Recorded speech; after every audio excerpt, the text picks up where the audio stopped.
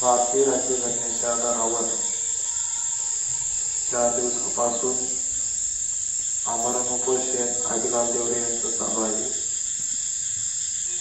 आज वाशिम जिल्हा मालेगाव तालुका करून जामनेर तालुका, शिंदखेडा तालुका, नाशिक सटाणा तालुका, धुळे तालुका, साक्री तालुका, शिरपूर तालुक्याकडनं प्रशिक्षणार्थी जमत आहे. तरी प्रशासकीय अधिकाऱ्यांनी निवेदनाची दखल घेऊन मुख्यमंत्री महोदयांपर्यंत पोहोचवलं, परंतु मुख्यमंत्री महोदयांनी आतापर्यंत माझी दखल घेतली नाही.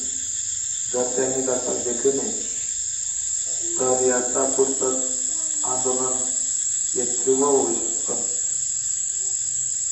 हा जबाबदार राज्याचे मुख्यमंत्री असतील. माझ्या जीवाला जर काही बरं वाईट झालं तर याला सुद्धा शासनाला जबाबदार आहे. एवढं